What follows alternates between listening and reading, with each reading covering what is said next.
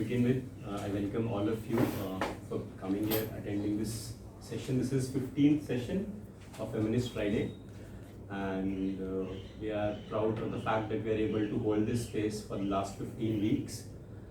So the idea came to have this space where we can discuss feminist reading among peers and create a space where people from different disciplines can come together and share their own perspective depending upon their research work, depending upon their field in which they are interested in. और एक और मकसद इसका ये भी था set करने का कि हम चाहते थे कि जो भी हमारी रीडिंग्स हैं वो एक पर्टिकुलर लैंग्वेज तक लिमिटेड ना रहे, तो we try to keep it bilingual और मल्टीलिंगुअल, ठीक है. एंड इसके बाद इसका जो भी कंटेंट होता है we try to post it on social media platforms like Instagram और यूट्यूब पे. I just repeat one more thing, अगर किसी को कोई भी किसी भी टॉपिक पे या फिर किसी भी पॉइंट पे they are not comfortable in having this session recorded, just please let us know. We'll edit that part. With this, we'll start. I'll just walk you through the structure of today's conversation. Almost 1.5 hour का session रहेगा ये, in which we are trying to cover 2 readings. Is there a feminist method, which is by Sandra, which is the first one, and second is situated knowledge by Donna, Haraway. इसमें हम लोग क्या करते हैं कि पहला सेशन फर्स्ट हाफ में after reading की आइडियाज़ की आर्ग्यूमेंट्स जितना भी हमें समझ में आता है we try to share. And या by the way my introduction, मेरा नाम Shri Kumar and I am doing PhD from centre for women studies and she is my colleague Dishali Roy. She is an MPhil scholar from the same centre for women studies. So we try to cover 1 reading और 2 reading पर week, और उसके last में then we will take comments, questions and feedbacks from all of you, और उसके बाद make happy picture and that's how we end this session. Okay, to begin with, तो हमारी जो थीम चल रही थी इससे पहले की भी रीडिंग्स को लेके हम लोग we were trying to explore the theme of feminist critique of science and knowledge. तो उसी की कंटिन्यूएशन में है आज की जो हमारी दोनों रीडिंग्स हैं. Is there a feminist method which is Sandra Harding या फिर सिचुएटेड नॉलेज. तो पहले एक बेसिक अंडरस्टैंडिंग हमारी जो है साइंटिफिक मेथड और साइंस को लेके उसको एक बार रिवाइव कर लेते हैं. Although we have some understanding कि साइंस किस तरह से ऑपरेट करती है, साइंटिफिक नॉलेज क्या होती है. जैसे कि if I talk of chemical reactions या फोटोसिंथेसिस या ग्रेविटी, इस तरह के जो हमने कॉन्सेप्ट साइंस की किताबों में स्कूलों में पढ़े हैं, तो science works on basic principles कि आप एक चीज़ को आप ऑब्जर्व करते हो, ठीक है, उसमें फिर एक हाइपोथेसिस देते हो, उस हाइपोथेसिस को फिर आप टेस्ट करते हो, उसके रिजल्ट को फिर आप यूनिवर्सलाइज कर देते हो, ठीक है. अगर यहाँ इंडिया में फोटोसिंथेसिस काम करता है तो उसकी C6H12O6 की रिएक्शन जब H2O के साथ रिएक्ट करेगा तो एक प्रोडक्ट बनेगा ग्लूकोज, तो वो इंडिया में बनेगा तो वो US में भी बनेगा. So we trying to universalise this. और scientist as far as before I read Sandra Harding और डॉना हैरोवे, हमारी नज़र में they held up particular position कि they are very value neutral, कि जो साइंस प्रोड्यूस होती है इट्स इंडिपेंडेंट ऑफ कोई भी ऑब्जर्व करे, कहीं भी ऑब्जर्व करे, इट्स वेरी वैल्यू न्यूट्रल. इसके अलावा साइंटिफिक जो प्रिंसिपल्स होते हैं they are again data driven and they assume that there is an objective reality and objective truth which needs to be find out, ठीक है. जैसे लॉ ऑफ ग्रेविटेशन है तो it needs to be discovered by somebody. ये scientific methods और scientific observations होते हैं. And scientific temper basically it starts with enlightenment period. Scientist like Rene Descartes, Galileo, Francis Bacon, इनका इसाक न्यूटन, इन सब का काम है through which we move towards a modern age और साइंटिफिक एज. और उसमें अंडरलाइंग प्रिंसिपल्स क्या होते हैं, I just read out from a different text just 3-4 points कि साइंटिफिक टेम्पर किसको बोलते हैं. पहला तो belief in an order of nature. There is an underlying order in the nature and that is knowable through reason. तो 2 word important है, एक assumption that कि नेचर के अंदर एक ऑर्डर है, और दूसरा उस ऑर्डर को समझने के लिए रीजन के थ्रू उसको कॉम्प्रिहेंड किया जा सकता है. तो अगर ऑर्डर बोला जाए तो जो प्लांट्स उगते हैं वो एक ऑर्डर में होते हैं, सीजन्स एक ऑर्डर में होते हैं, अर्थ रोटेट करती है सन के चारों तरफ, वो एक ऑर्डर में रोटेट करती है. तो assumption is that whole universe और the world operates on certain principles which human kind और to say the mankind at that moment की man is able to comprehend it through reason. यहाँ पे हम लोग आगे देखेंगे कैसे आइडिया प्रॉब्लमेटिक हो जाएगा, क्योंकि एक तो रीजन को इमोशन से सेपरेट करके देखा गया है. Reason again coming back to Rene Descartes जो माइंड बॉडी डुअलिज्म की बात करता है, तो reason is seen as a rationalist way of understanding जो कि माइंड की एक प्रॉपर्टी है, इमोशंस से डिटैच किया जाता है. दैट्स हाउ साइंस वर्क, कि वो रीजन के थ्रू कॉम्प्रिहेंड करता है. This was first principle. Second basic feature of scientific temper is the ideal every natural process has a cause which can be known. So not just कि एक world में एक order है, बस उसके पीछे एक कॉज भी है. तो अगर एस्ट्रॉइड जाता है या फिर प्लैनेट्स घूमते हैं तो उसके पीछे एक ऑर्डर तो है सर्कुलर मोशन में, बट उसके पीछे कारण भी है और उस कारण को कॉम्प्रिहेंड किया जा सकता है. Which can be known. Third is the universal accessibility to understand the nature through a set of methodological process based on observation, experiments, classification, experimentation, verification and prediction. तो एक सेट प्रोसीजर होता है, उस procedure के through universally उस principal को comprehend किया जा सकता है और अप्लाई किया जा सकता है. तो ये बेसिक प्रिंसिपल्स होते हैं साइंस के, which works on observation and description, predict existence of other phenomena. हाँ, एक चीज और है कि आपने कोई भी हाइपोथेसिस दी है, उसको टेस्ट किया है, तो वो कॉन्ट्रडिक्ट होती है, तो you upgrade and you come up with new hypothesis. तो it's always subjected to contestations and subjected to continuous change. जैसे हम लोग स्कूल में पढ़ते थे तो उस टाइम पे electron was probably the smallest particle, but अभी की किताबों में देखोगे तो क्वार्क्स और सम sub atomic sub electronic particles are there, which I am not aware of, but it keeps upgrading. Now so objectivity remains a contested issue for feminist. कि आप objectivity किसको बोल रहे हो, कि क्या एक आउटसाइड वर्ल्ड में एक रियलिटी एग्जिस्ट करती है जिसको हम इंडिपेंडेंटली वैल्यू न्यूट्रल होकर पढ़ सकते हैं, ठीक है, विच दिशारी विल टॉक ऑफ कि कैसे नॉलेज जो होती है वो सिचुएटेड होती है, there is nothing which is called objective truth, ठीक है, और किस तरह से ऑब्जेक्टिविटी के नाम पर साइंटिस्ट ने सेक्सिज्म लैंग्वेज यूज की है और how they have been able to maintain hierarchical structures. हमने इससे पहले रीडिंग की थी पिछली क्लास में, just walk you through that, which was sexism egg and the sperm. Egg and the sperm की हमारी जो अंडरस्टैंडिंग पहले ये थी कि ठीक है, एक पैसिव एग होता है, एक स्पर्म आता है, उसके बाद वो रिप्रोडक्शन होता है, बट साइंटिफिकल लैंग्वेज जो है, जो साइंस की लैंग्वेज होती है, उसके अंदर इतना सेक्सिज्म है कि उस एग को एकदम पैसिव दिखा गया है, as if like waiting to be conquered, फिर दिस एक्टिव स्पर्म कम्स जो कि मैस्कुलिन है, यू नो, द वे हमारे जो भी हार्मोन्स का क्लासिफिकेशन होता है, हार्मोन्स को कैसे यूज किया जाता है, तो उसके अंदर हिडन सेक्सिज्म है जो कि फेमिनिस्ट रिसर्च, फेमिनिस्ट मेथोडोलॉजी का. हाँ, you want to like the primary conclusion of that article was that कि कल्चर जो है दैट डिटरमाइंस, साइंस में भी जो डिस्कवर हो रहा है, that determines how we interpret that, how we make meaning out of that. तो छोटा सा एक दो लाइन बताती हूँ कि एग एंड स्पर्म का ये था कि दोनों we can say that natural processes, but somehow उसका मीनिंग जो दिया जा रहा है that is very much influenced by how we see gender roles in society. तो उसको दिखाया जा रहा है कि कैसे sperm is the active agent, it goes and attacks, it's like a man proposing a woman, is the man who takes the initiative in any sort of sexual encounter, and the ovum egg is just there laying waiting to be penetrated and things like that. इसका ऐसा मतलब निकालना जरूरी है नहीं, but वो निकल रहा है क्योंकि this is how we think in society, this is how scientists think in society. So ये जरूरी है to understand how we are getting into this critique of objectivity.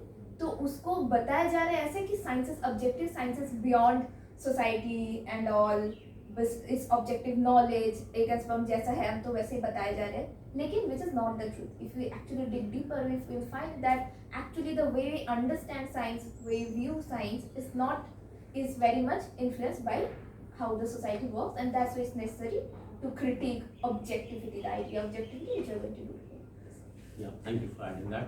So continuing with this, तो हमने समझा कि साइंस में जो study करते हैं that is different from what we study in social science. Social science में बहुत ज़्यादा cause and effect relationship direct होगा नहीं, ठीक है, there are multiple causes, social problems are itself very complex. तो complexity of social data is one. Social phenomenas are very unpredictive. अगर आप पॉवर्टी स्टडी कर रहे हो या फिर क्राइम इन सोसाइटी स्टडी कर रहे हो, there will not be one reason, there are multiple reasons. तो बहुत ज़्यादा ऑब्जेक्टिविटी अटेन कर नहीं सकते. Plurality of causes and intermixing of effects. Social phenomena are heterogeneous and difficulty in measurement and quantification. The subjectivity of the researcher and the objectivity of the research, this remains contested issues. Now, how is I'll move to that. So, feminist critique of science method. उसके अंदर Sandra Harding's की जो reading है, just start with that. So, Sandra Harding in her seminal essay talks about is there a feminist method. So she begins this write-up by asking us or inviting us to rather think कि क्या है feminist method, और अगर feminist method है भी तो कितना unique है. Like we like to believe कि हाँ हम जिस field में that's very unique. Every scholars tend to think that कि बहुत ही अलग method है, बहुत ही revolutionary है. तो what she's asking is कि किसको बोलोगे feminist method, और feminist method अपने आप में sufficient है कि जो hierarchies है knowledge production में उनको challenge करने के लिए. So she's inviting us in that direction. So on the first page itself, she begins. I'll just read few lines on this. My point here is first page, second paragraph, which talks about is there a distinct feminist method? However, it has been hard to get a clear focus on the kind of answer to this question that we should seek. My point here is to argue that the idea of distinct feminist method of research, I do so on the ground that preoccupation with methods mystify what have been the most interesting aspect of feminist research process. So she's asking us to look beyond method and to look at the whole feminist research like process itself. Just by adding women to research is not sufficient. Like ऐसा नहीं है कि women पे research नहीं हुई है. It's nothing new. Women have been studied in the past. Population studies में आपको मिल जाएंगे, economics में, poverty में, health में. Women have been subject of study. As an object of study, not as subject of study. Like what she's inviting, you look at women's voices, women's experience as a subject matter of study, not merely by adding women. What happens if we just add women? Like if बहुत एक feminist, early feminist ने ये try किया था कि जैसे कि history में women are missing, तो अगर रेवोल्यूशनरी मिसिंग है तो ऐड कर लिया. नॉर्थ ईस्ट से कोई किसी एक पर्सन को देखा, ठीक है, I think Rani Gaidinliu is a person जिन्होंने नॉर्थ ईस्ट में नेशनल मूवमेंट के लिए लड़ाई की थी, ठीक है, तो उनका नाम इसमें ऐड कर दिया. इसी तरह से ट्राइबल बेल्ट से they have picked up women revolutionaries and women freedom fighter और उनको ऐड कर दिया, ठीक है. उससे on the outset it might look like कि हाँ we are making our text more inclusive, we are making it text more women friendly, but it what she's asking, what she's pointing is कि उससे जो basic knowledge production का structure है वो challenge नहीं होता है, वो सेम रहता है. It's basically in social science you are studying what men considered as important, what men has defined the rules of the game or the way the research should be carried out. So adding women itself is insufficient. So she's asking us to move beyond method to look at methodology and epistemology. इसके बाद she talks about कि हम लोग अभी तक जो भी evidence, जो मेथड बेसिकली क्या होता है कि आप कैसे डेटा कलेक्ट कर रहे हैं अपना, तो कैसे डेटा कलेक्ट करते हैं उसमें शी टॉक्स अबाउट कि हम या तो हम लोग ऑब्जर्व करते हैं किसी बिहेवियर को कि हम पैसिव ऑब्जर्वर की तरह कर सकते हैं, या फिर हम we listen to the informants through which we collect data. But this all method remains very androcentric. Androcentric is again men defined. Now on page number 3 this is where some of the important point lies. I'll just begin with the top part, which is she's asking us to look at the methodology also. Methodology is a theory and analysis of how research does or should proceed. It includes account of how a general structure of theory finds its application in a particular scientific discipline. For example, discussions on how functionalism, which is on Marxist political economy or phenomenology, should be applied in a particular research area are methodological analysis. In this, feminist research have argued that the traditional theories have been applied in the way make it difficult to understand women participation in social life or to understand man activity as gendered being. So what she is saying कि हम अपने research में methodology तो use करते हैं, we use some theory, we might be using Marxist perspective, we might be using functionalist perspective, लेकिन उन सारे की सारी जो theories होती हैं उसमें women are not considered as subject. Women are not considered, their experience are not counted. Rather, what we are studying is only what men have defined, or we are not studying even men as gendered subject. कि men की sexuality को study नहीं करेंगे उसमें, ठीक है. men के concerns क्या हैं, जहाँ वो आगे question raise करते हैं कि why men are not part of care economy, like वो baby के upbringing में उनका role इतना कम क्यों है. So that part is not studied. Gendered men is not studied. ठीक है, men defined subjects, men defined discipline is studied. So this is what she is trying to look at कि methodology में changes की जरूरत है. And then the last part, second last paragraph, which is about the epistemology, and I'll pause here after this कि let's take it slow on this. कि epistemology is a theory of knowledge. कि हम क्या पढ़ें, किसको हम knowledge define करेंगे, what we call as knowledge. अभी हमने देखा कि साइंस की अपनी definition है knowledge की. based on experimentation, observations, classifications, ठीक है. Objective truth, यहाँ पे क्या है? Epistemology, theory of knowledge, it answers question about who can be knower, किसको बोलते हैं knower, can women be a knower, what test belief must pass in order to be legitimated as knowledge, only test against men's experience and observations, what kind of a thing can be known as subjective truth, count as knowledge, किसको बोलेंगे subject, क्या subjective truth को हम knowledge बोल सकते हैं. Sociologist of knowledge characterizes epistemology as strategy of justifying belief, appeal to the authority of God, like what all will count as epistemologies. Will the appeal of authority of God or customs of traditions, of common sense, of observations, of reasons, and of masculine authority are examples of familiar justification strategies. Feminists have argued, and this is important, feminists have argued that the traditional epistemologies, whether intentionally or unintentionally, systematically excludes the possibility that women could be a knower or agents of knowledge. So they are systematically excluded from being an agent of knowledge. They claim that the voice of science is masculine one, that history is written from only the point of view of men or for the dominant class and race, and the subject of traditional sociology sentence is always assumed to be a man. They have proposed alternative theories of knowledge that legitimate women as knowers. So what she's proposing is to look for alternative epistemologies, not just method, but alternative epistemologies where women could be knower. Examples of these feminist claims and the discussion can be found in essay that follows. So epistemological issues certainly have crucial implications of how general theory structure can and should be applied in particular discipline for the choice of method and research. In summary, there are important connections between epistemology, methodologies, and research methods. But I am arguing that it is not by looking at research method that we'll be able to identify the distinct features of best of feminist research. So in order to be classify or to claim one's research as to be a feminist research, it's not just sufficient to have a feminist method, but to look for methodologies and epistemologies and try to connect these three. Now she, in the last part, which is again kind of a repetition also to some extent, where she's pointing about what is the problem of adding women. So what kind of women were added? Like I mentioned earlier that women leaders were added. Not just women leaders are added, but also women as social scientists were added in case of knowledge production area, and women are also added in terms of victims. So if you study women, they're generally seen as victims of violence, victims of partition, victims of dowry, victims of other sorts. So we can think of multiple ways, but that necessarily limits the understanding of women's experience. So this is what she is challenging. Now, yeah, I'll just move to what's in. Now, this is the part which is on page number 6 in the second section, which is talking about that new empirical and theoretical resources. Like we're looking into, if we have to add women's experience, then what should we look at? On the other hand, women's experience, many phenomena which they think do need explanation. So there are certain phenomena which needs explanation. Why do men find childcare and housework so distasteful? Why this is also part of feminist research methodology. Why do men find childcare and housework so distasteful?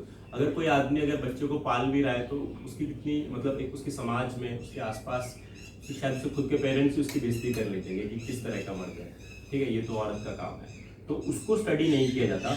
Why do women's life opportunity tend to be constricted exactly at the moment traditional history marks at the most progressive? तो this is very contradictory phase कि एक तरफ हम देखते हैं कि science में इतनी ज़्यादा ग्रोथ हुई है, when we look at कि हम मॉडर्न एज में आ गए हैं, multiple discoveries, how the standard of living is improved, but it's so contradictory कि उसी मोमेंट पे exactly we find that the opportunity for women were constructed कि waves of feminism one after other came, but we also see that now we are living in a post feminist world जहाँ पे it's a, if I'm not wrong, कि एक गाली की तरह है कि फेमिनिस्ट होना, या फिर उसमें अगर फेमिनिस्ट हैं भी तो उसमें भी एक न्यू लिबरल तरीके की अंडरस्टैंडिंग है कि हाँ फैशन या फिर ब्यूटी के पर्टिकुलर स्टैंडर्ड्स हैं या कंज्यूमरिस्ट कल्चर है. तो उसी मोमेंट पे जब इतनी ज़्यादा प्रोग्रेस हो रही है, उसी टाइम पे वुमेन की अपॉर्चुनिटीज इतनी ज़्यादा रिस्ट्रिक्ट की जा रही है कि स्ट्रक्चरली चैलेंज नहीं कर पा रहे हैं.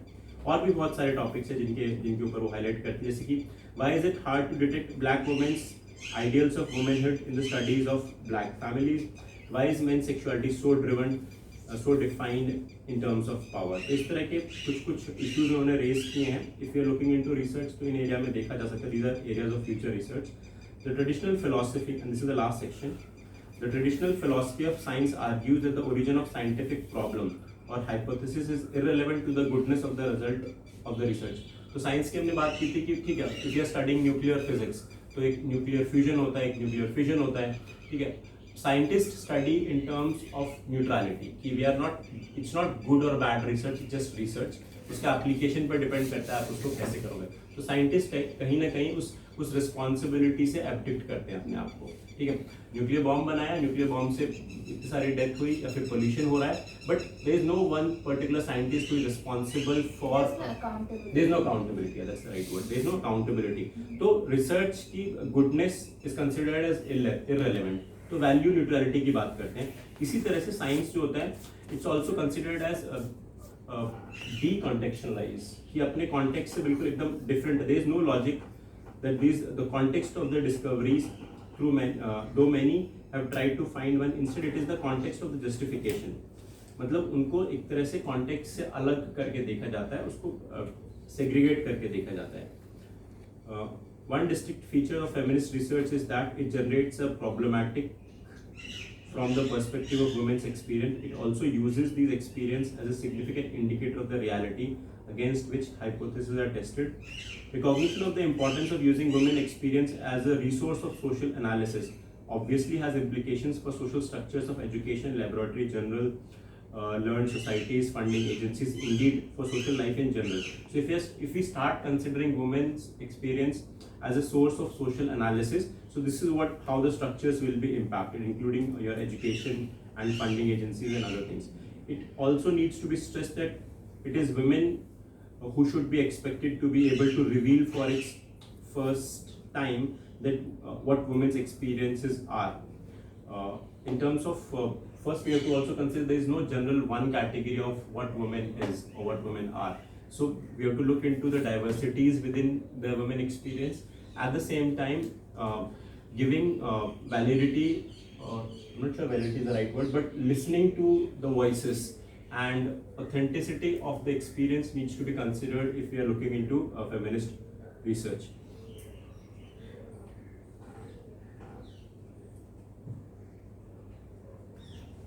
And in the last section, the best feminist analysis this is page number 9. The best feminist analysis goes beyond these innovations in subject matter in a critical way. It insists that the inquirer himself be placed in the same critical plane as the overt subject matter, thereby covering the entire research process from scrutiny in the result of research. So try to reduce the object-subject dichotomy, which is again science is notorious about. So science considered that there is a subject who is studying and the object which is to be studied. So try to bridge the gap, try to reduce the power difference between the subject and the object. Yes, we have covered the diversities within the category of women needs to be considered. And the final issue, which is where she concludes her essay on page number 10. So there are two final issues which she talks about, that feminist researchers are arguing that women and men's characteristics, social experience provide differently but not equal ground for reliable knowledge claim. In the concluding essay, I shall explore the ground that several contrasting feminist epistemologies advances for why we all, men as well as women, should prefer women's experience to men's as reliable basis of knowledge claim. Here I can only relativize relativism itself. This is, I can point to the limited social context in which it appears to be a reasonable position to advance. Historically, relativism appears as an intellectual possibility and as a problem only to dominant group at the point where the hegemony universality of their views is challenged. As a modern intellectual position, it emerged in the belated recognition in the 11th century, 19th and 20th century.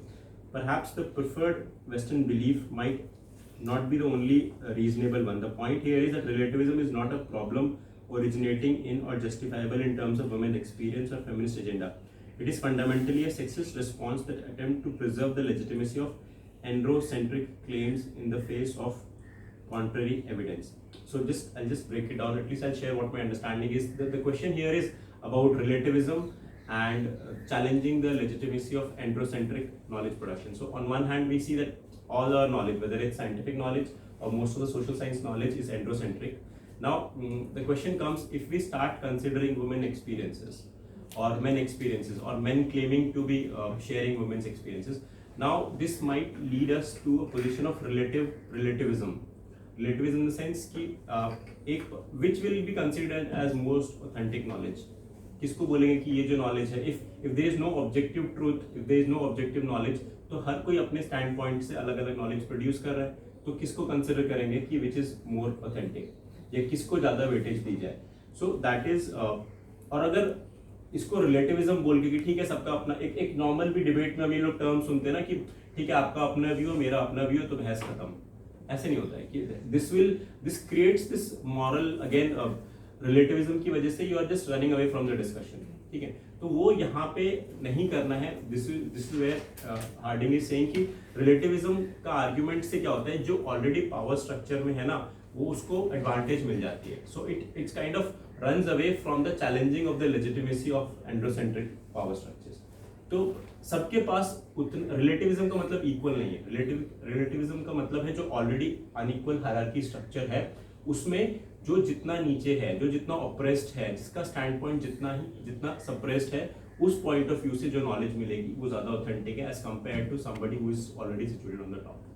So this is how we escape the relativist argument और debate, which is I think to some extent very valuable.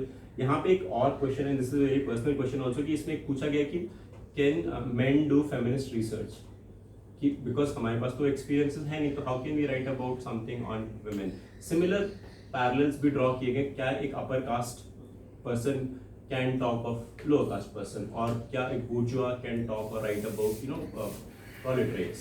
So I think she is in favor of that. She has given certain examples like कि anti-racist जो movements रही हैं waste में, so white men have been part of that. इसी तरह से giving examples of Engels and Karl Marx, but not necessarily coming from a proletariat section, but again giving a theory of working towards eliminating economic disparities. तो यहाँ पे just end with this last point.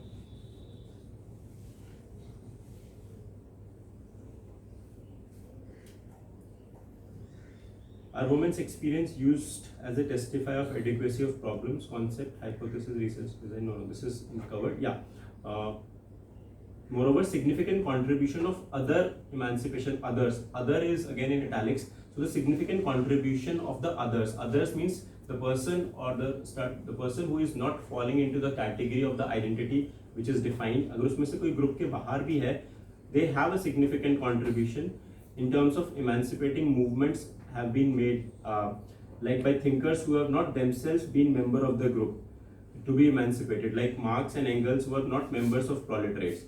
There are white in our own nation as well as in South Africa and other racist regime who have been willing and able to think in anti-racist way. So it would be historically unusual if the list of the contributors of women's emancipation alone exclude by fate all members of oppressor group from its rank.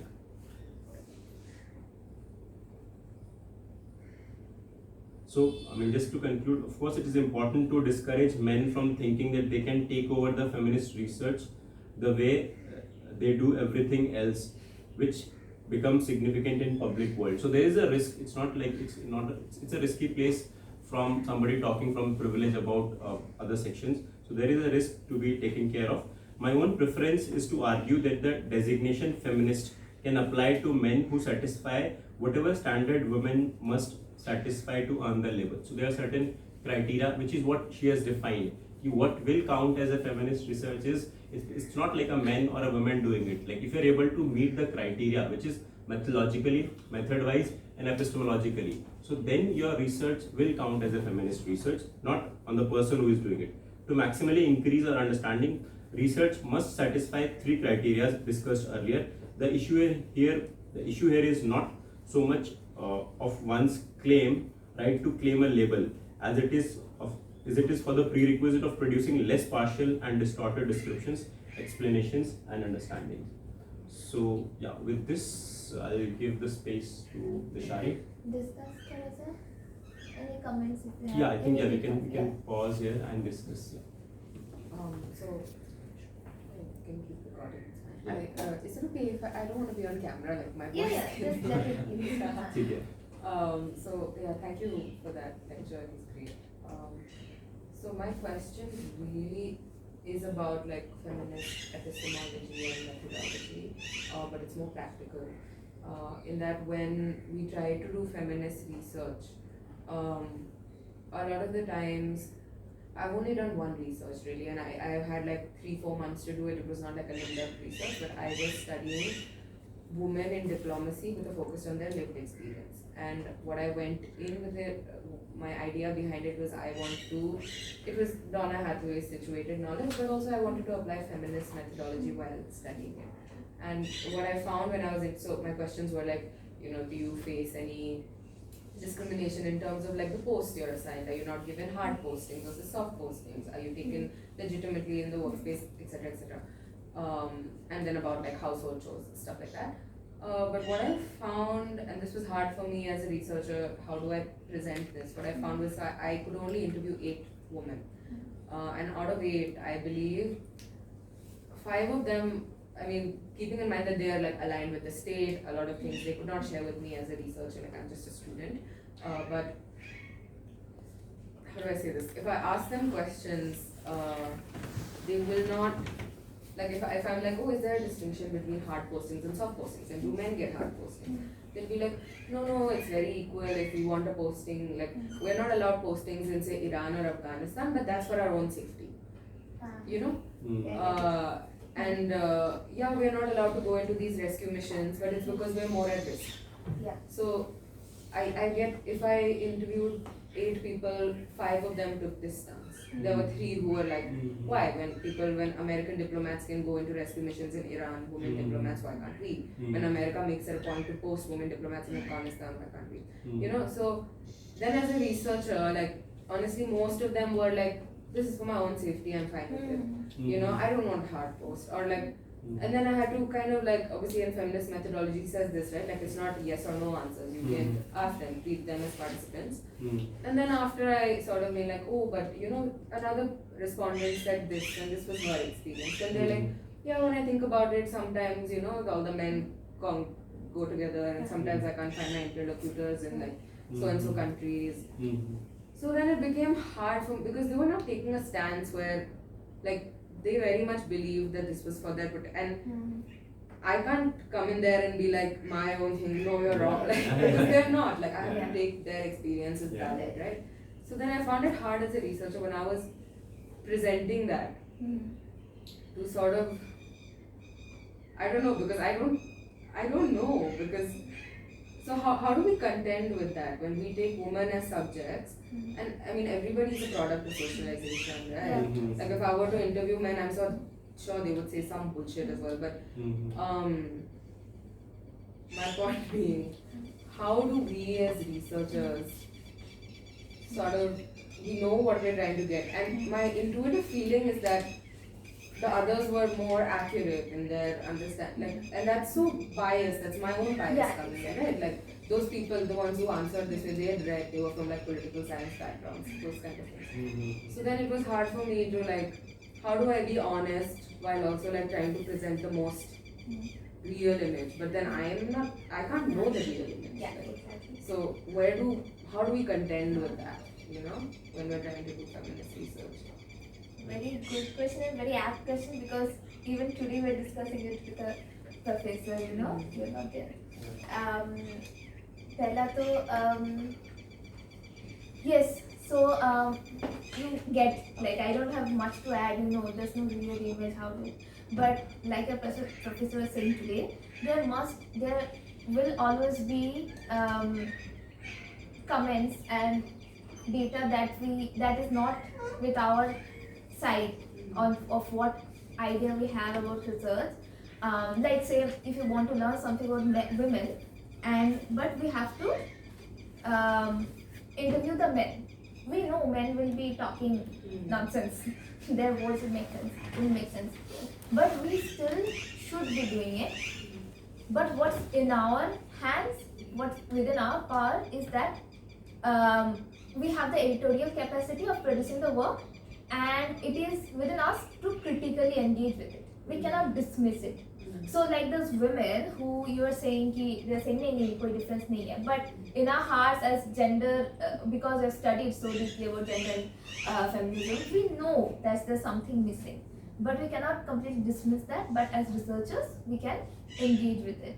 This is what we can do. It is what within our hands. But at the end of it, there's no real image. You can't really say ki they're wrong and the other three right. And it's interesting because you said this. I'd also like to share, because I had some similar experience with my field work. My work is on women counselors, so in local governance.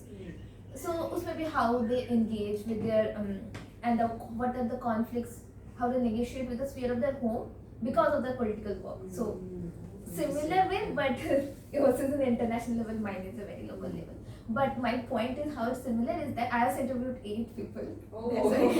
Connected very well. And exactly. So when I was asking you, do you have problems, say when you have to immediately go out at night and check with something, kuch hamela ho raha hai, like typical things they have to do. But do you go, or is it your husbands that go? So they also say, no, they will say, yeah, I have, they were really genteel women. I have all the power. No, I do all the work on that. But thoda, if you have to get out at night, it's the husbands who do it. And they were like, yeah, it's so obvious, it's a given. Obviously, they'll go. They're not questioning it. And obviously, they have nobody to blame here, because that's how it's constructed, that they take it as a very given, a very natural thing. Yeah, obviously, it will be the men to go out at night. But I, as a gender research scholar, I know the intricacies of it. So when I produce it, I'll obviously accept the fact that they're saying it's not a problem. They view themselves as agents. I have to place that, but I still critically engage with it. See, they're also not questioning it. There's a space to question it. I'm not saying it's right or wrong, but I'm not like bringing out the question. Then the readers will engage with it. So I think. Isn't there like sort of a moral connotation in that also, where we're like, these people are wrong and me, the researcher. I think first of all, I think what your research questions, you're doing research up, like you're actually studying somebody who's in power position than you. Yeah, so it's very, very difficult and an important task to do. Yes. And that's where this particular reading is helpful, because what she's asking is that women experience is not to be taken on face value. It is to be considered, but you as a woman, you're also studying them. So your intuition, your inferences are equally valid. So if you think that they are hiding something, if you think they are not able to say this because they are in a particular position, state ka response hai, so I think that is still equally important. Like your inferences is to be added. Another thing I think that will be helpful, like we also discussed that with our professor students, is like we have certain readings. If you are interested, I can share it with you. As feminist researchers, we have to learn to read silence. Not only what they say, but what they don't say. I think I've read that reading. Yeah, good. So, matlab, this discussions keep coming on. Like even when they're saying ki no, there are no issues, it could be possible. I'm not assuming with the fear of presumptions, but still I'll say that they are aware of the fact that there is a difference between hard posting and soft posting, but they're not revealing it to be safe. Exactly. That is, and there the truth lies in the silence. What they're not saying, that is also data for us. So then I, as a researcher, have an agency to Yeah, exactly. Absolutely. That's why we come. That's our job. They is give to politically correct engage. answers. You must have seen that how, exactly. how trained they are. Of course. Yeah. So, but Great work. this talks about silence comes up generally when you're talking about, say, researching victims of violence, because it's not always easy for them to speak, but they will stay silent, and we have to learn to read those silences. So in our works, we can try to replace exactly silence with something like where they are saying something, but maybe under there's something else that they're trying to hide. So it's complex, but we have to. And the beauty is it's messy, and our interpretation is equally true. So there is no right way we are fitting into. We don't have to take that pressure ki whether my interpretation is right or wrong. It's just my genuine interpretation of the silence. Yeah, exactly. That is the thing. All these readings that you do, even Donna Haraway talks about that we are not saying this is objective. Yeah. It's come from my perspective, my particular embodied experience. When you recognize that, at least you are helping in some way. You're not saying that this is the truth, I'm saying that's it. No. Thank you. So, yeah. And like, it's also for others. If you have any comment or any observation on the same query, you can also add. You don't We aim to can- have the right answer. No, we can do it later also. If you have something in mind immediately, they can add it and proceed with that. And we can proceed also because many of the questions that Harding raises, Haraway kind of deals with it, then Yeah. we'll have a whole understanding.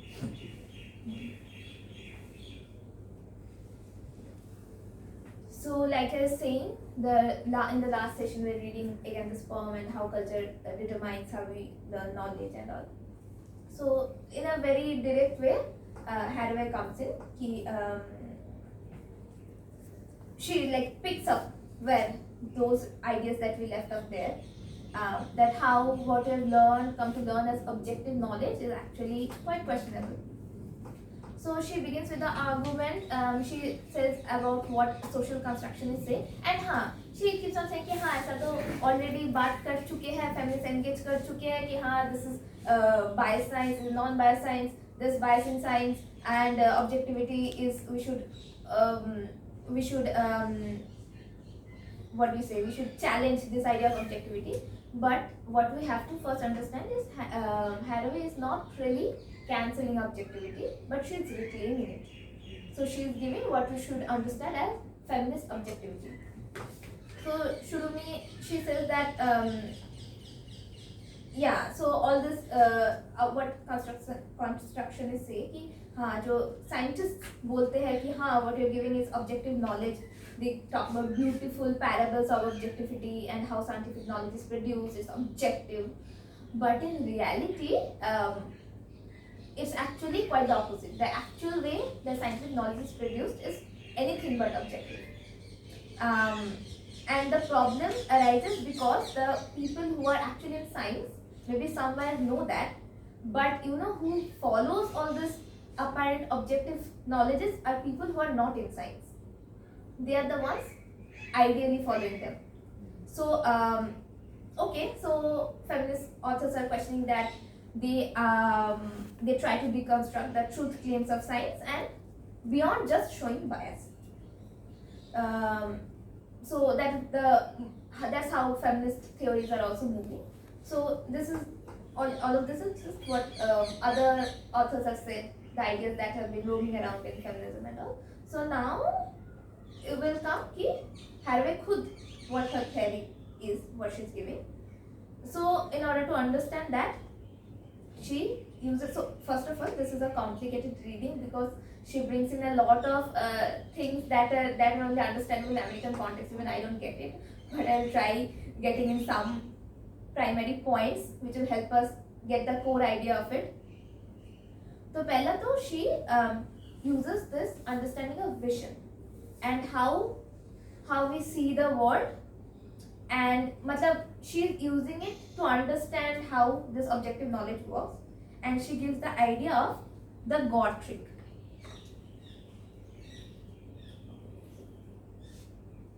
This is page number.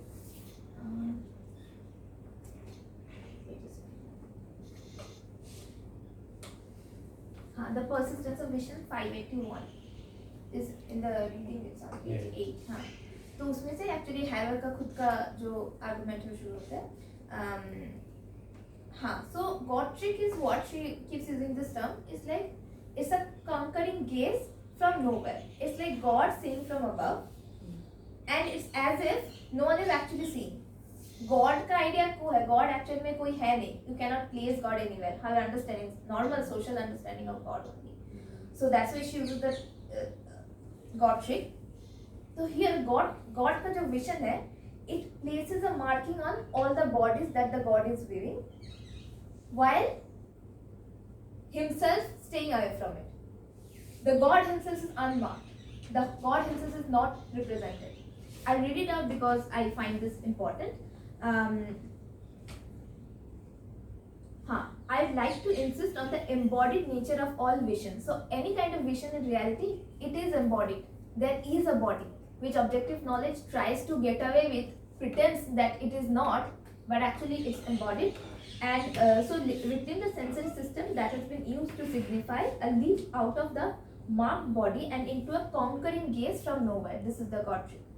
This is the gaze that mythically inscribes all the marked bodies, that makes the unmarked category claim the power to see and not be seen. So the unmarked category, it's like the God, and in reality, for the ease of understanding, obviously there's not God she's talking about, but the one who is the dominator, who has all the power, a man, a white, in our context an upper caste man, etc. So that upper caste or white man has the power to see, but while not being seen himself. To represent while escaping representation. This gaze signifies the unmarked positions of man and white. She comes there. One of the many nasty tones of the word objectivity. So this is where the primary idea comes. हम जो चीज समझते हैं कि this is objective, that actually means it is actually the voice of the man and the white man. There's actually nothing called objective. So to counter that, what we use is feminist objectivity. And in very simple words, feminist objectivity means quite simply situated knowledges, where we do not pretend that we are above everything, where we accept the fact that we are situated in a particular location and we are embodied agents, and from there we are seeing it, there we are viewing it. It's not like we have transcended all sorts of locations, powers, situations. And also vision has been used to distance the knowing subject from who it is seeing. If I am seeing someone who is way lower than me, there's this particular distance that's happening, and it is, of course, it involves power. We cannot escape power in the ways we see.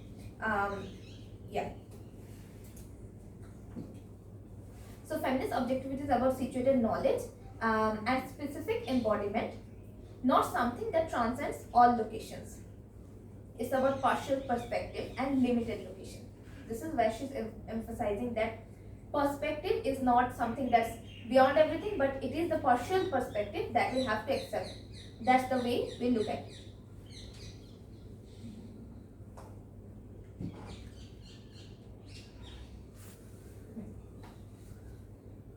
And another thing she talks about is feminist objectivity also allows us to become answerable for what we learn to see. So here she is also using the importance of accountability from where we are seeing. Because तो क्या होता है उसमें, we need to be answerable for whatever knowledge we are producing and how we are seeing. And why accountability and why partial perspective or situated knowledge is important? Because when you are not specifying your own location or your own situatedness or your own embodiment, you are actually escaping accountability. With any sort of knowledge, like he was using the example of discovering nuclear bombs. It's just, it's science. Usme mera kya hai? There's no good and bad. I understand that part of it. That's how scientists have come up and viewed the world. Not scientists, but even in politics. But okay. But when you're escaping accountability, because we do not really go back and question the ones who discovered the bombs, because he is no one. This is how the God tree works. It's like it's coming out of nowhere as if how mein ban gaya. But we know that's not the truth. And because we cannot trace back the person, that person is escaping accountability. Here, I may sound like I'm blaming you. I'm not blaming you, but that's the scientific culture is. That's how things are. It's not like it's the fault of the person who discovered the bomb, but obviously the politicians who dropped the bomb. वो तो अलग discussion है. But in a way, the problem is that we cannot trace the location of the person producing the knowledge, and that's why he's escaping accountability. And that is how power is also like maintained. Because nobody is questioning the one who is producing the knowledge, who is most probably the dominator. So moving on from that, she's saying also in terms of feminism and even sociology, all the concepts of social sciences, like the term subaltern, like we are not getting to deep parts of it, but what I understand is subaltern has a power to view the society from below Come in. Yeah, come in. Take a seat.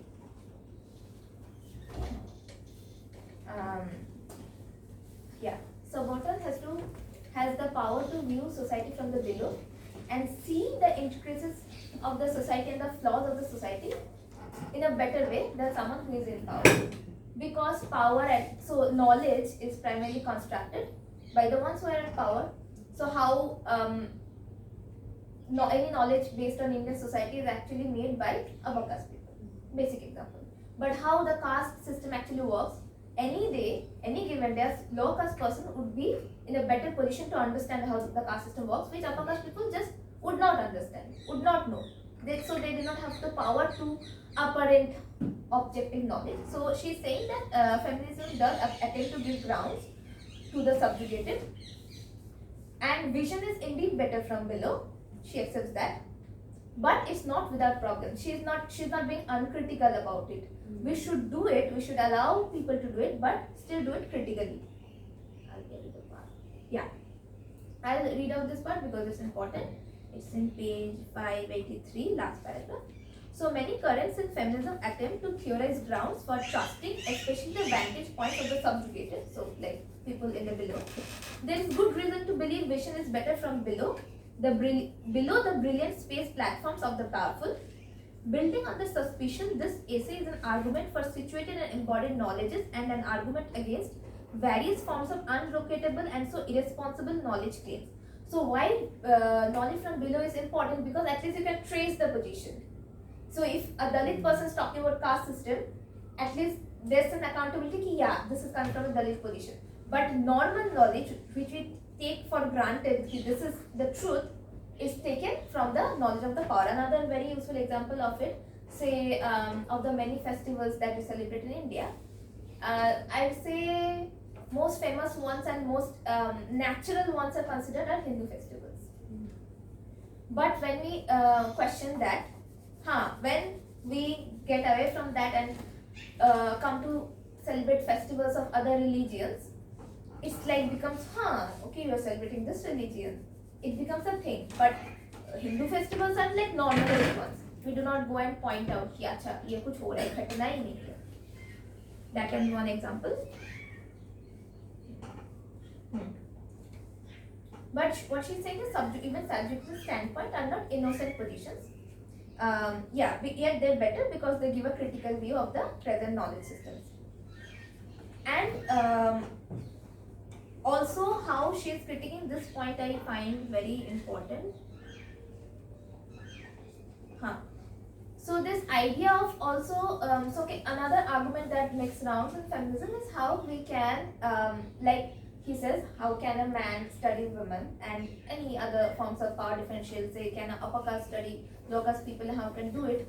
So there are arguments given by like authors like Rege, we should try to reinvent ourselves from the standpoint of a Dalit feminist, standpoint of people who are subjugated. So what she's saying, which I find quite actually beautiful, that you can do that, but you cannot claim to be that person.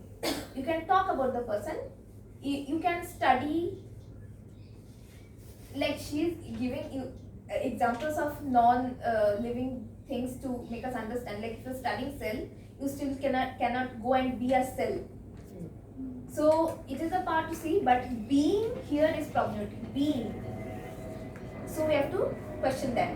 And also this argument about taking a different standpoint, we have to keep in mind the term accountability. One can just relocate to a point without being accountable for that movement. An upper caste person cannot just suddenly relocate to the position of a lower caste person. as a name of that. And we have to take accountability for that. We cannot just come and say, yes, I am trying to view things from the perspective of a low caste person, so I have the right to write it. You will do it, but the thing is, we take accountability for whatever you're doing. Yeah.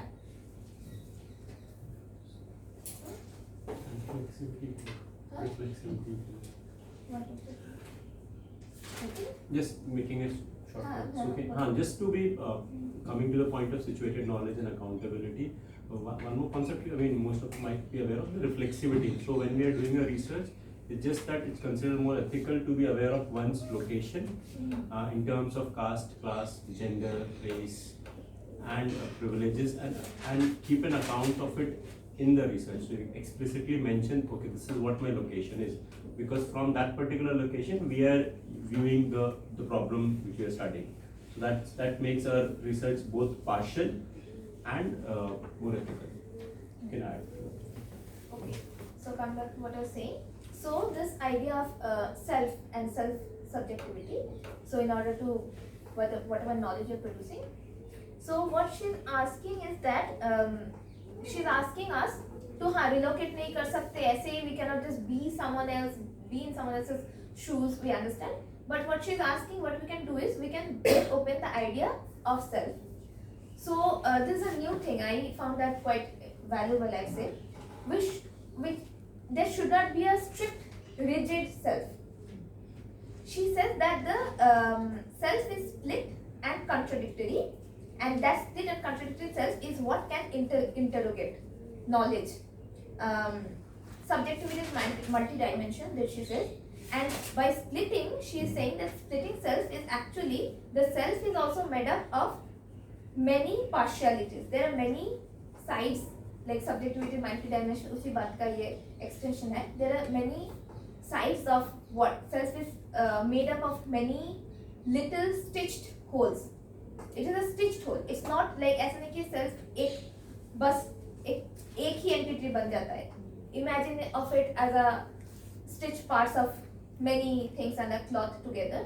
So in order to study people or things which are not us, we can take help of this split self, and then so that we can go back to our own self. ऐसा नहीं कि हम खुद को बदल के हम एक दिन अचानक से नींद से उठ के we can become this Dalit person. नहीं, but there's a side of you, this part of you which you can use to understand their perspectives, but still तुम्हारा जो self है वो भी रहेगा. Yeah. So another, this is ये हो गया primary argument ये. Another thing she comes up with in the last section is that she asks us to view the objects of knowledge as agents. So yeah, even whether you're studying actual human beings or non-living beings, we tend to think that the object of the knowledge जिसको हम study कर रहे हैं, be it the table, be it you, a person, it's like as if it has no agency of its own. मैं बस पढ़ रही हूँ, मेरे पास पावर है उसको मीनिंग देने का है power, but that is what you need to question. अभी तक ऐसा ही हो गया है. So the colonizer has determined कि ये लैंड कैसा है, इस लैंड के लोग कैसे हैं, उनका कुछ एजेंसी है नहीं. That is actually a very colonizing and white mindset, because they view everything as a resource. If they are studying land, they will study it from the point of view how can that land be used. If you are studying a tree, how and branches of the tree, trunk of the tree, how we can use it to make our furniture. This is the primary. This is very coming from a very colonizing mindset. Now that is what she's asking to question. Yeah. So she says white capitalist patriarchy turns everything into a resource for appropriation. From the colonizing view, the object becomes the act of the knower. So the object finds meaning only through the action of the one who is trying to know the thing, as if waiting to be known.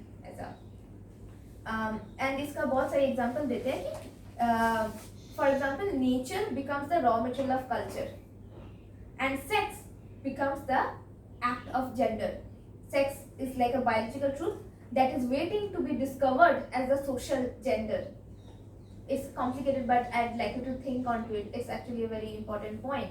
Like हम जो sex और gender का division करें, biological sex, social gender, उस पे रह के भी we can question it how, as if sex is the given truth, and उसका value कब आता है, जब we put mark gender on it. This is how we're trying to rediscover it and how it's problematic. So situated knowledge requires that the object of knowledge be pictured as an actor, as an agent. We need to reconsider the fact that the object we're trying to study can have an act of its own. And very simple terms में as researchers, why this is useful for us कि even in research, which feminist research is primarily trying to challenge, कि जो distance है between say researcher and the respondents, the person I'm interviewing, say if I'm interviewing you, as if वो बस है, कुछ इंसान ही नहीं है, उसका कुछ reality है नहीं, बस डेटा मेरे को चाहिए, उसमें से हो गया, that's it. But no, I should question my position, I could question that person's position, and we should try to मतलब erase that gap, and we should start from the point that the respondent has an agency of her own.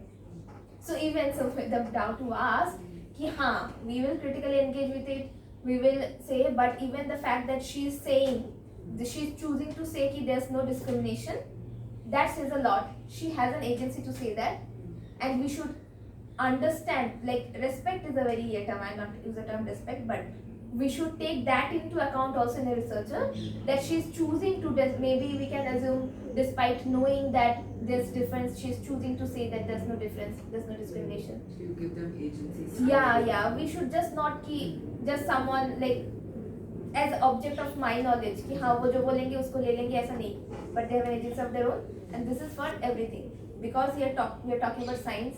She's using very typical scientific examples like our non-living things, non-living processes, but that is how we apply even in our own research. So these are the key points on it. Hope you got it. Thank you. Okay, so now we will open the space for any observations, Any doubts, anything questions. we need to talk about, whatever what's going on in your mind while listening to it. Was it something new or you had some idea कि हाँ मतलब we are aware of this phenomenon ऐसा होता है? Have you heard of Haraway before? Donna Haraway. You're right. But in some, actually in feminism and all, she's quite famous because she comes up with something very new and very useful. So we thought it would be useful. I mean, these are larger political debates also कि कौन किसके group को represent करेगा. So right now we are discussing about research point of view से कि एक privileged position में underprivileged को study कर सकता है कि नहीं कर सकता है. Do they even have the experiences? But if we move the debate further, one step कि like क्या वो politically भी represent कर सकता है कि is it possible to have, अगर नहीं कर सकता तो फिर solidarity कैसे आएगी group में? Like how do you build political, feminists are dealing with this कि पॉलिटिकल सॉलिडारिटी कैसे बनाए अपर कास्ट लोअर कास्ट के बीच में, मेन और वुमेन के बीच में. वही तो बोल रहे ना, मतलब you can do it but you have to be accountable for it. You cannot just say कि I can be a person of lower position next day. नहीं, I think उस हिसाब से भी मतलब I find this quite personally find this useful. How do you measure that somebody has moved from one location to another? अभी हम बोल रहे हैं कि ठीक है I'm a man and I'm doing women studies. अच्छा तो खुशी है सब. Okay, sorry. Yeah. Mine's not that important. It's just an observation. But like, I think it's interesting to read. I don't know the timelines of when Haraway wrote this, but Sharmila Rege's Dalit feminist standpoint in the Indian context, I think they're similar. But I think when I read that, I haven't gone through her sources, but I think she took more from like black feminists. Yeah. She. So I don't know if that, but I think it's That's a good basically- read. You can think of doing it next time. It's a nice read. And we also read it along with Patricia Hill Collins. So you were right. We are linking those things. But उसका भी critique है. There's this Dalit woman author called Shailja Paik who critiques her. Okay, I don't know this. What did she say? Yeah. What is it? Somehow do you remember? No, we'll try to Yeah. find it. Because these are very intricate debates, we cannot just put a react and can say. But she's saying, I also while reading Haraway, I was actually thinking of Sharmila Rege. Prior to this, I find her useful, and she is in some way. Obviously, she's right. But wait, look at everything critically. Because wait, I think like when you read Haraway, this term she uses this exact sentence ki we need to reinvent ourselves as Dalit feminists. After you read Haraway, it sounds we can do that. It's not easy. We can try in some way with this partial perspective that she's saying, but you cannot just relocate. You cannot just reinvent ourselves. It's not easy being. Being is not without its problems. It's very problematic actually. Even like in the more mainstream, like if you look at Arundhati Roy's Arundhati Roy's work on caste. Like recently she's writing more non-fiction, she's writing a lot on Ambedkarite. And I feel like a lot of people who are not part of the Ambedkarite discourse who read like mainstream literature have gotten introduced to Ambedkarite writings through Arundhati Roy, and it's very problematic, but it's true. Right?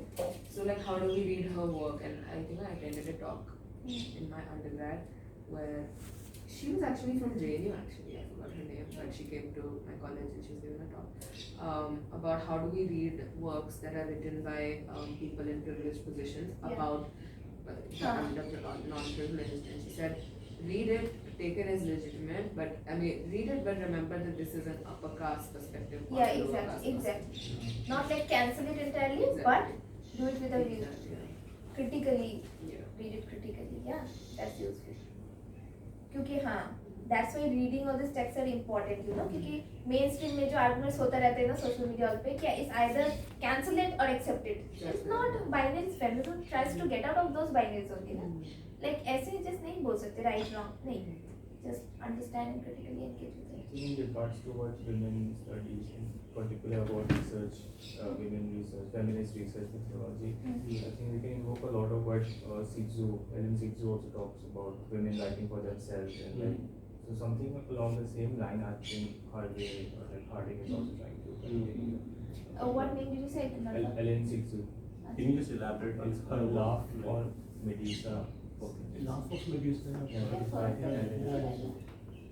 So what is it about? Like I have read it like twice, but it's still difficult for me to understand. So basically what she is trying to say is that women, there's a lot of phantasm. She invokes a lot of psychoanalytic theory from Freud and Lacan, and how this concept about women as, you know, Freud would say penis envy and like castration. So what she said that women have to, like, you know, although she sounds very essentialist when she said that men has always used, we should use breast milk as some sort of like in comparison to the semen or something. So that comes like essentialist take on her, and there was a lot of critique regarding Anne Rosalind Jones and all. They have critiqued her work saying that, you know, you're biologically determining what constitutes women in terms of. Although her writing is very good, but you know, it accounts for a lot of criticism as well. So. Sounds like a wonderful read. This brings me to the point that this is also a space where somebody wants to volunteer for the next week, they are open to do that. If you have read something in undergrad, or probably you're reading something, some section of, you're reading some feminist text, you can always just reach out to the group and drop a text to her, and then we can bring this space over. Because we're also eager to know about all your perspectives and new things you bring to us. So, anything else? Anybody has anything to add? Any doubts? Anything? See, no question is a bad question. Don't be afraid of asking. Just we are really want to know. Yeah, there's one point. I mean, again, it's going back to the fundamentals, and this this study is not therefore fundamental because it is assuming that fundamentals, we already are aware of the fundamentals. But one of the interesting things which Haraway says is that why do objectivity have such a problem with body? Why objectivity and body are two opposed poles, right? So that's why your point of a view from nowhere. Thomas Nagel point, God's view. I don't quite understand why they are objectivity and body are two, I mean, they are like two conflicting poles. Like, if you have to be objective, you have to be disembodied. That's a fundamental thing, right? So in one of the section, she mentions this interesting point that what's the reason for it? Just give me a minute.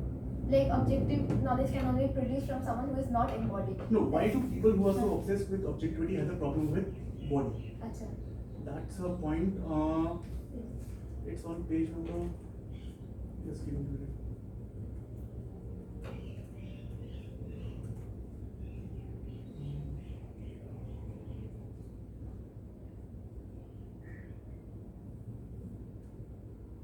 Yeah, so it's on page number 586, and in particularly here, Donna is talking about the Western, particularly why Western scientists or philosophers in general have such a problem with objectivity, and she argues and I quote, the Western eye has fundamentally been a wandering, a traveling lens. These peregrinations have often been violent and insisted on having mirrors for a conquering self, but not always. So one of the reasons, and this has come across in the debates in the post-colonial debates, that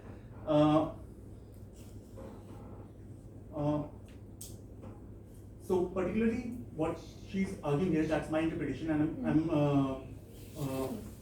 I'm trying to interpret it in a post-colonial literature, particularly the literature of Washington Lee. So the argument is that one of the reasons why the scientists or philosophers in general have problem with objectivity is because they are trying to suppress a part of their body, particularly the sexual. And here she doesn't talk about the sexual part, but Nandi and Kakkar talks about how when colonizer came to this subcontinent, they viewed us in a very highly sexual sense. Yeah, right? of course, Right? hypersexualized. Yeah, so their argument is that they came from a Victorian era, and in Victorian era, sexual morality was really repressed. Yeah, So what they did, they projected their sexual morality, their repressed sexual morality on us. Yeah. So I think, I don't know whether this is a correct interpretation or not, but one way she's trying to bring by body is such a problematic aspect for people who are obsessed with objectivity because of this sexual aspect of the body.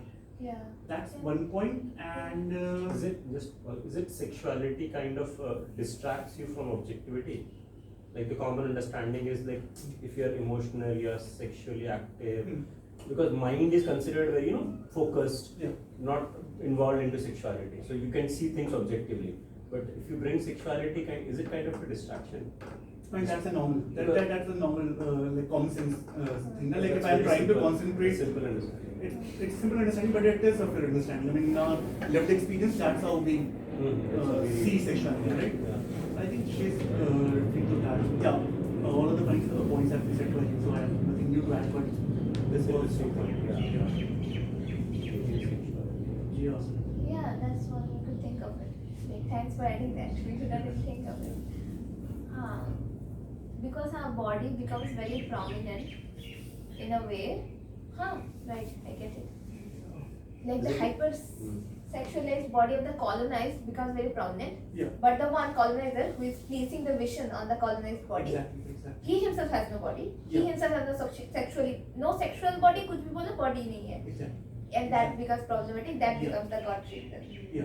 Yeah, makes sense. So it's basically desexualizing. Yeah. Your own body, but hypersexualizing the body of the other. Projecting your own repressive Yeah. curriculum Yeah. somewhere. Yeah, That's yeah. how objectivity will work. Yeah, that's this exactly. parallel I think thought. this is in line with Sudhir Kakkar's annotations Mhm. about how the colonizers used to consider, like, this thing about Kakkar is that he tries to psychoanalytically say that, this women, especially Western women, were afraid that the colonizer men would be enticed by the Indian men or the Yeah. passive recipient, right? Yeah. So there's a lot of effeminate men in the sense like you're considered the passive recipient, the men themselves have been considered, although that recounts to a lot of Orientalist discourse as well. But I think what he's trying to say, and even Sudhir Kakkar is trying to propose, is that we like desexualize in a sense. Either we hypersexualize or sometimes we desexualize. Desexualized Indian men. Yes. Yeah. No, desexualized. Demasculinize, I think. You make them demasculinize. effeminate He bodies. says like Kakkar says we are sexualizing, we're like desexualizing the Western man and like something along the lines very complicated. It's like the Western women are afraid that the Western man and the Indian man may have relationship in that sense. So it's Interesting. That's interesting. And Nandi blames the Western women for, destroying this relationship between the Western men and the Indian men. Yeah. Wow. That's very interesting. And correct me if I'm wrong, Nandi also talks about that how colonial British rule is more masculine and Indian subject Orientals are very effeminate and they're very raw and the women are very exotic. Yeah. But the men are very effeminate in terms of, and then this is how masculine is projected on them. Like that's how justification of one of the rules on Oriental. True. That's what Nandi is. Yeah, and that's his main point of the intimate relation Yeah, so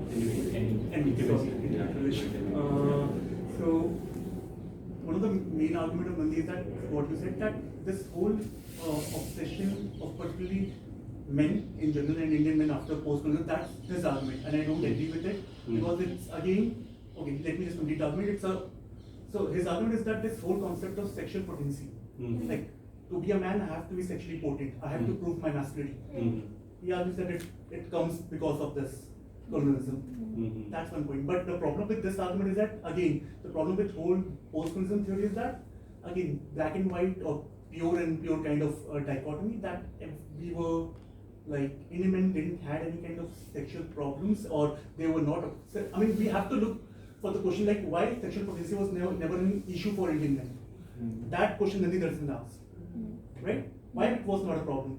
So I mean, initially I was like inclined towards this view, like sexual potency was not a problem for us. That's a good thing. But my supervisor corrected me in a sense that why it was not a problem. Sexual potency becomes a problem for you when women start asking for it, right? Start asking for it in the sense that they start owning their sexuality, their own sexual pleasure. Then sexual potency becomes a problem. But before coming to Britishers, there was no question of women asking for or owning their sexual pleasure. So sexual potency was not an issue for Indian men.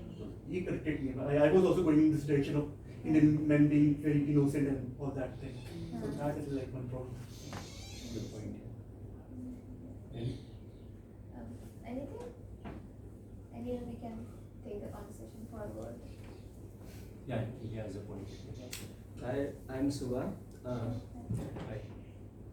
Since I came late and joined you very lately, so I just have a quick, very objective questions. Yeah. So, can you just let me know, is there a feminist method? In a just very simple way. And one observations I was just out of these discussions, I was just thinking how it is very suitable for us when academics research minded to think, always think about level something that is upper. When we talk, since you were talking about something that production of the entire feminist kind of subjugated knowledge systems by the upper caste or some people in power, the power kind of a knowledge. So I was just thinking how much in this, we must always say this so-called upper. When we accept something that is upper caste, that we already accepting the power structure. We are not making something different out of the context. Since we are studying something different, so we must always see the things in a way that it is so-called. If we accept that it is upper, then this will be accepted. And I don't know how the upper people actually living the society, how do they react these things. We already live in a society having this structure, upper caste, lower caste. I don't know how they react, or in this room itself, how many are upper caste or lower caste, I don't know. So this was the simple and an observation. And I was also thinking, just had an idea in mind that how much is it not some kind of a limited knowledge when we talk only about the feminist. I was just thinking a person who is already an upper caste who just knows a lot of knowledge. I have seen people around who are upper caste and have a lot of knowledge about the feminist ideas, and they track some kind of some kind of, you can say, some kind of veil, a cartel in which they try to say these things. But actually, in their life, when I ask to a person, how will you marry? Do you have any deciding power? There is not. I can study, I can gain more knowledge, but the power of the marriage, the institutions, they cannot decide. Okay. So what it means is that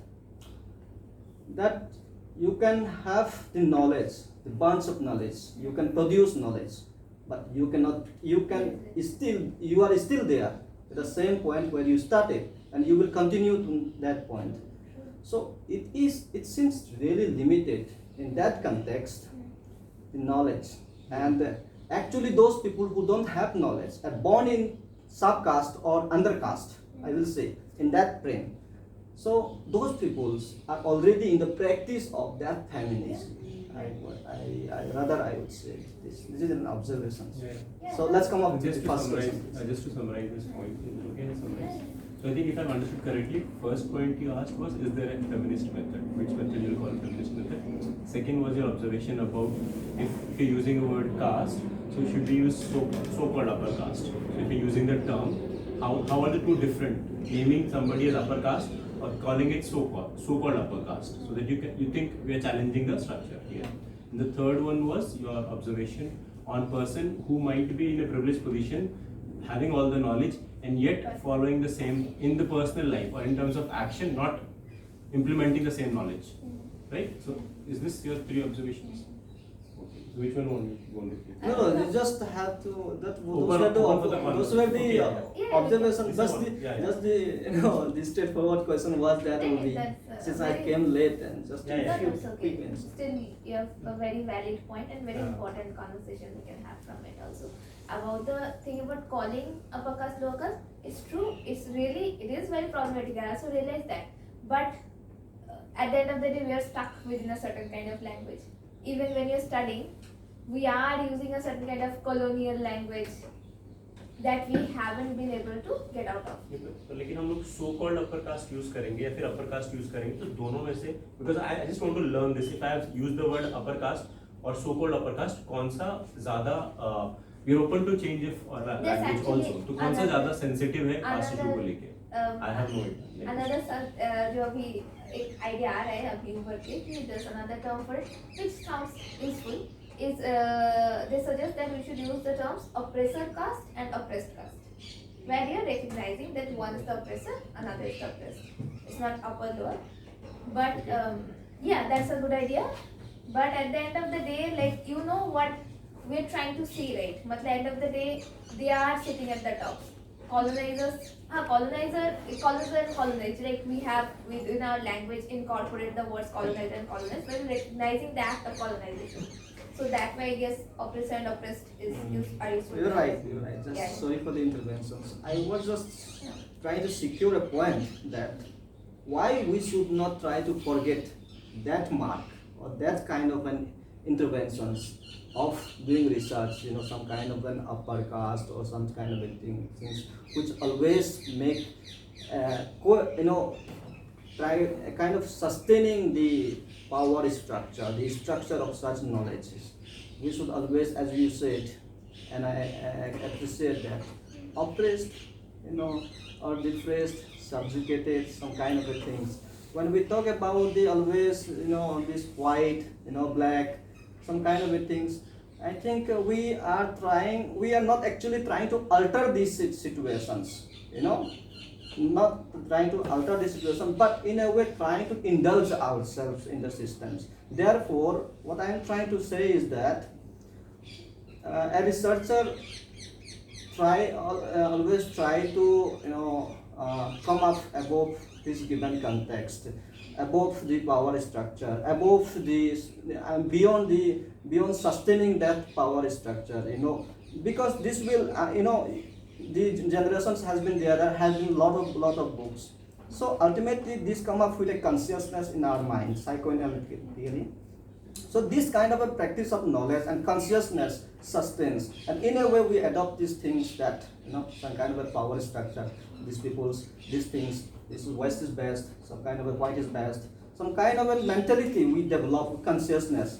So I'm just trying to point out how that can be managed, so some kind of a systematic, some kind of a strategic research. So you're saying that in a way by recognizing the fact that there's say upper caste and lower caste, we are kind of reinventing these ideas. We trying to sustaining this. Yeah. We're trying to make it there- developing this kind of an idea, there upper caste, lower I'd like caste. to correct you in a way that no, we are not actually by questioning them or talking about it, we are not sustaining it. It's already there. Let's begin the fact that caste system is still very much there. So by just saying that no, I'm not lower caste or upper caste, that is what exactly Haraway is talking about. If you have heard this, if you even read it, you know that we cannot erase our identities and our locations, that will become not accountable for the knowledge we're producing. So when I stop saying that this is my location, yes, we pretend that there's no caste, there's no upper caste, there's no lower caste and all. That way we are escaping the accountability, how power structures are working.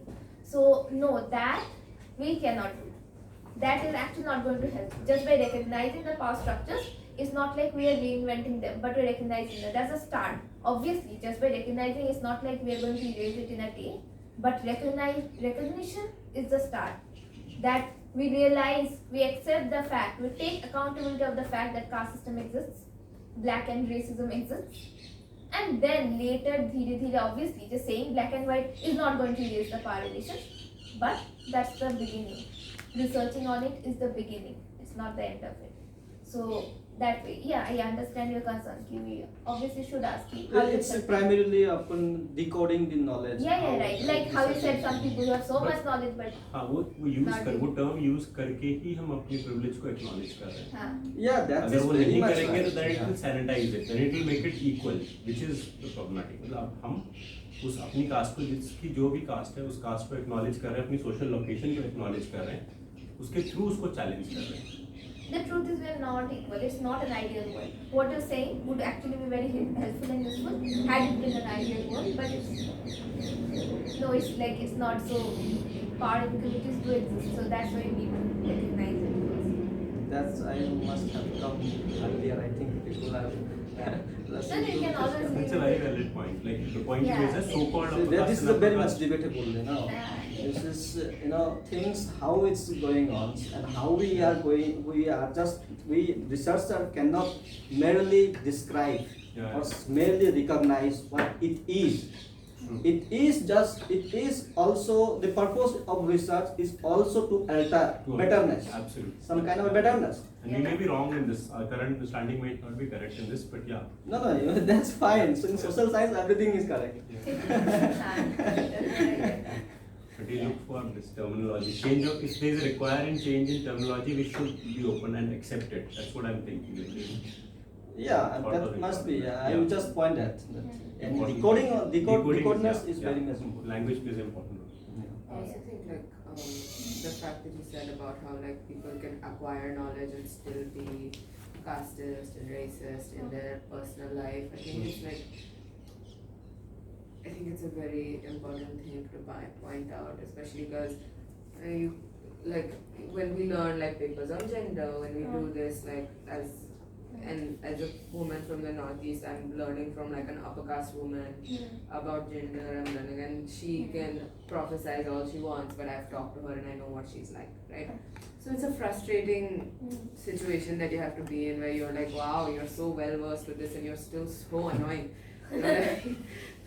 My point being that I think it's a slow process, and I think it no matter how frustrating it is, just the fact that we're having these conversations, that we're talking about it and bringing it up when we can, when it's within our power to be like, hey, this is something that you can improve upon. Like, even now, like it's now that we're coming to add things like she, her, they, them. We're introducing ourselves with our pronouns, right? Gender theorists have been talking about this since 70s, and it's now with like TikTok or whatever that it's getting famous, but at least it's here. Yeah. You know, at least it's here, and it took that long because gender theorists then and feminist movements and some kids on the internet now have talked about it. Yeah. So yeah, I think it's like frustrating, but I think you can be hopeful that just doing this helps. Change is uncomfortable, and change is especially uncomfortable for the people in power. Yeah.